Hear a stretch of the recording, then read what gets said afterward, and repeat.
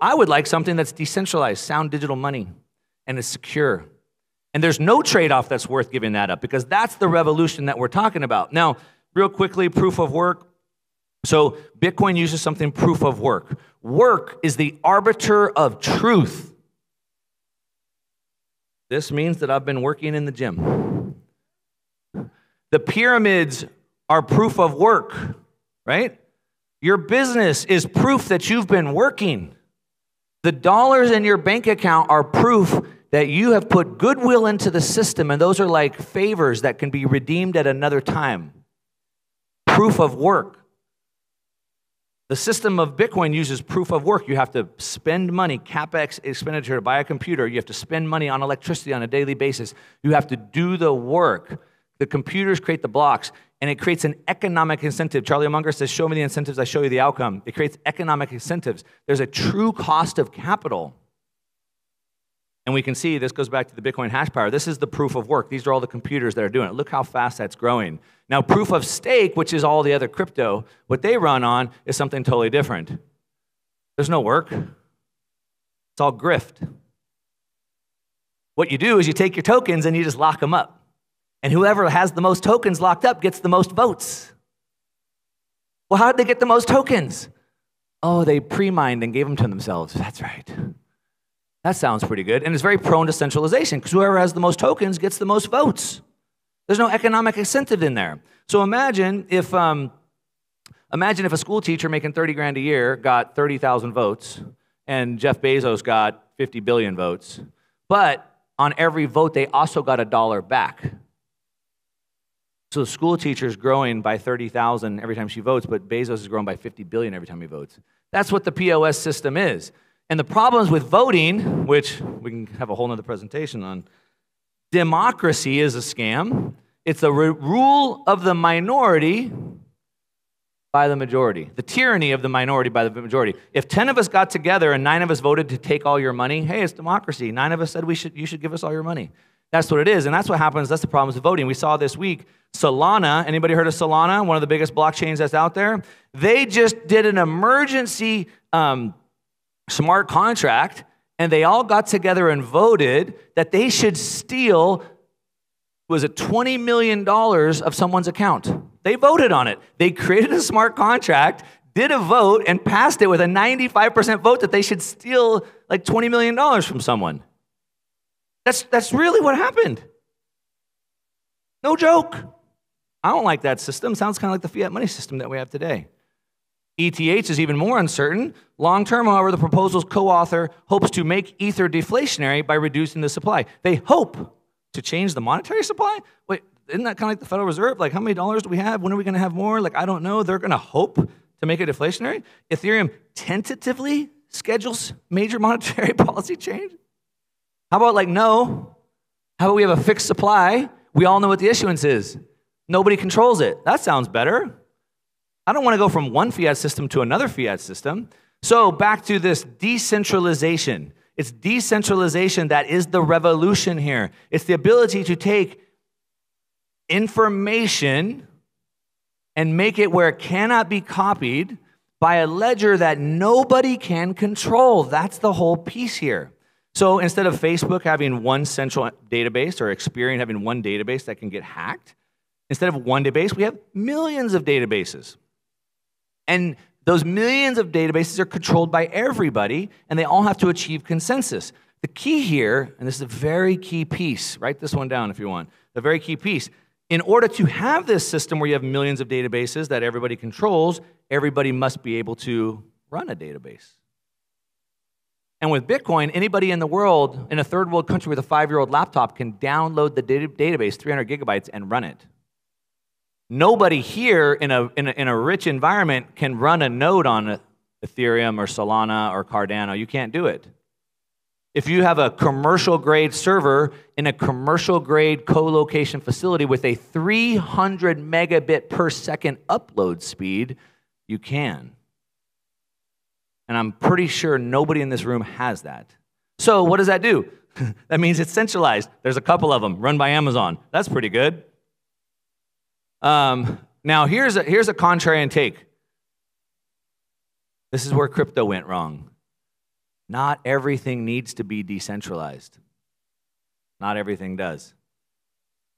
You can substitute the word blockchain for a very slow, inefficient database. That's what it is.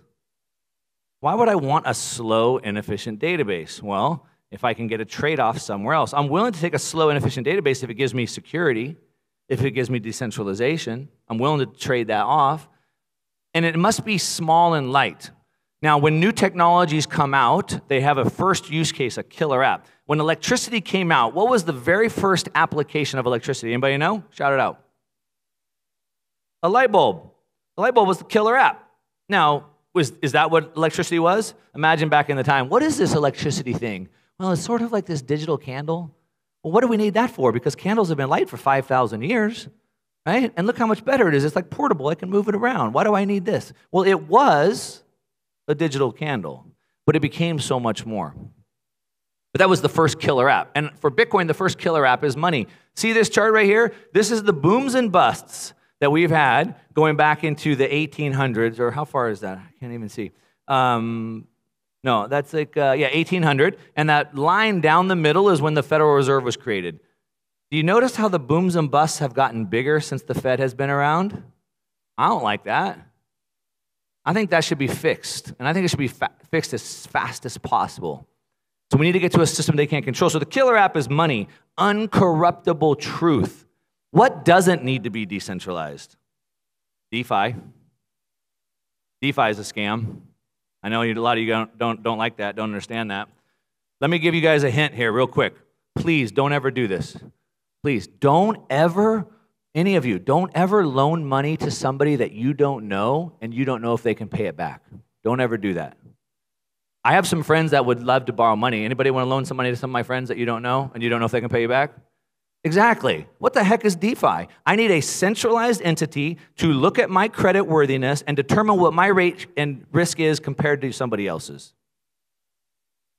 What else doesn't need to be decentralized? JPEGs, art. See all those Bored Apes up there? That's just a quick Google search. I found every single one of them. I can right-click and save any one of those that I want. Why? Because information gets copied. Only Bitcoin has found a way to create information that can be transferred without creating copies. The double spin problem. That was the solution that Satoshi solved, the double spin problem. JPEGs and art don't need to be decentralized. That's taking a real physical thing and trying to put it into a virtual world. Doesn't make any sense. Oh, but we're going to put deeds for a house on the blockchain.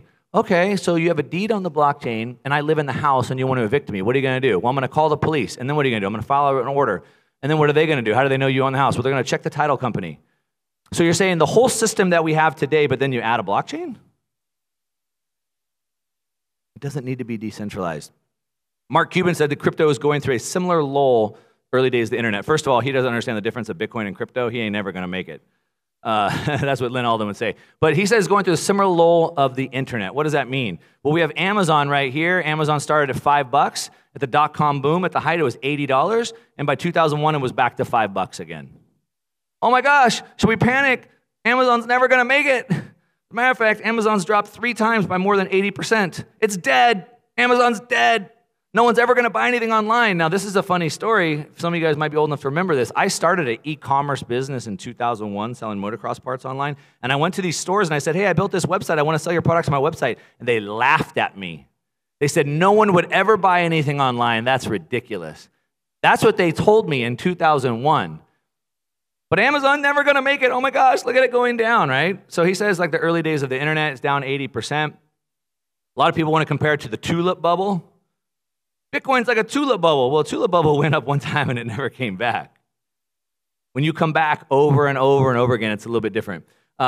Similar to the internet, in the winners of the internet, Facebook, Twitter, Instagram, they weren't around in 1999. Similar to 2017, the top 10 cryptocurrencies aren't around anymore. And there's no cryptocurrency out there that's ever made a second all-time high priced in Bitcoin.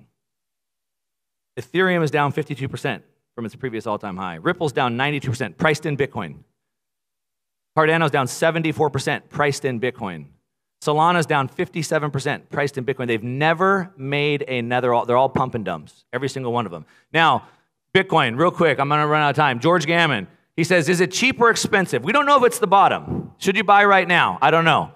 I don't know, is it the bottom? But is it cheap or expensive? So we can see that the last move price of Bitcoin divided by the supply is 22,000. That means the last time people move their coins, we can see what their price floor is, 22,000.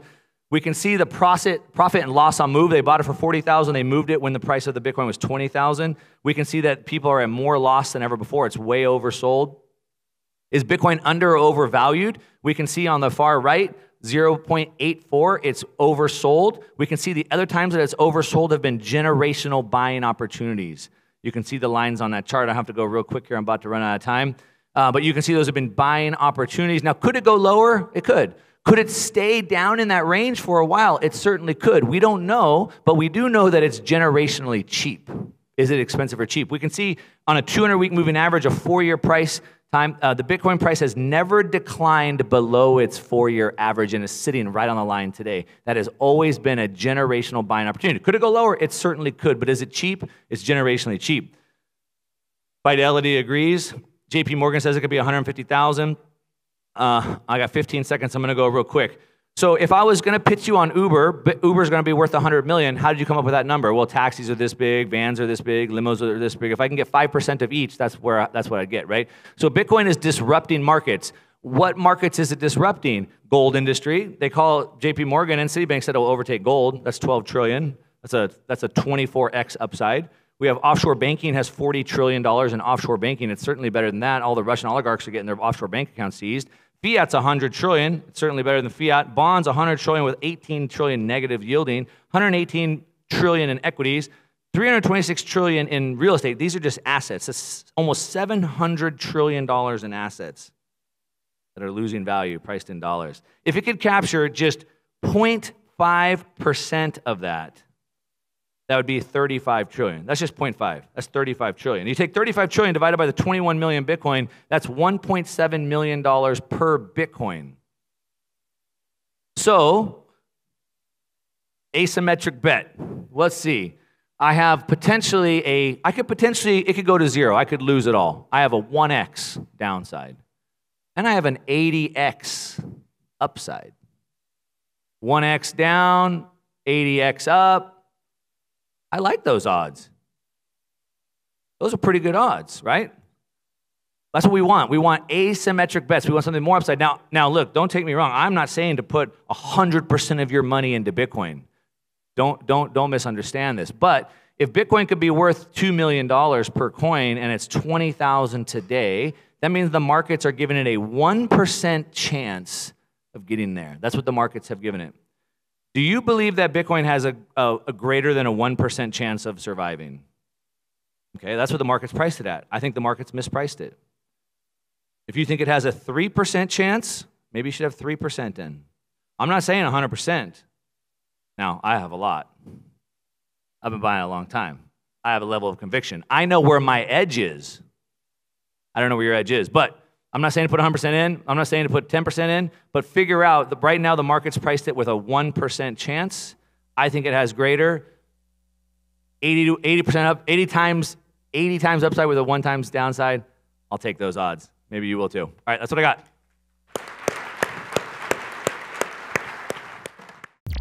Since you've stayed to the end, I know you like this video, which means you're probably gonna really like this video right here and this video right here.